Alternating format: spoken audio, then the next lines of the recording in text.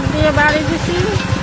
এমনি এসে শরীয়তপুর সদর উপজেলায় পরকীয়া ও পারিবারিক কলহের জেরে এক মালয়েশিয়া প্রবাসীকে নৃশংসভাবে হত্যার পর তার দেহ ৬ টুকরো করে হাড় মাংস আলাদা করার এক ভয়াবহ ও লোমহর্ষক ঘটনা উন্মোচন করেছে পুলিশ। নিহত ব্যক্তির নাম জিয়া সর্দার।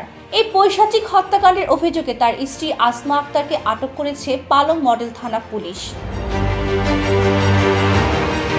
তদন্ত ও স্থানীয় সূত্রে জানা গেছে, গত ১২ মে রাতে পারিবারিক বিরোধের এক পর্যায়ে স্বামী স্ত্রীর মধ্যে তীব্র কথা কাটাকাটি হয়।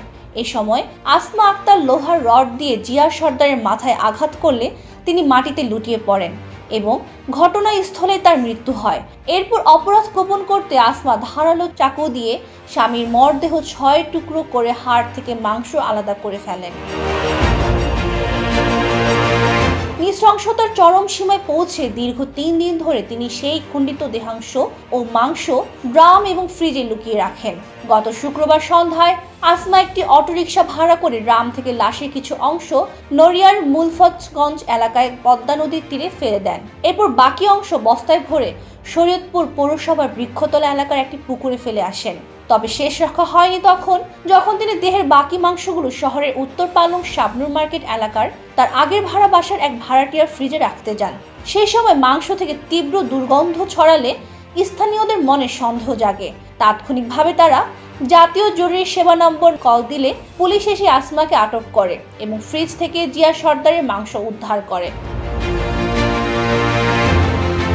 জিজ্ঞাসাবাদে আসমা আক্তার পুলিশের কাছে নিজের মুখে এই ভয়াবহ হত্যাকাণ্ডের বিবরণ স্বীকার করেছেন। তিনি দাবি করেন তার স্বামী প্রায়ই তাকে মারধর করতেন এবং রাগের মাথায় আঘাতটি লেগে যায়।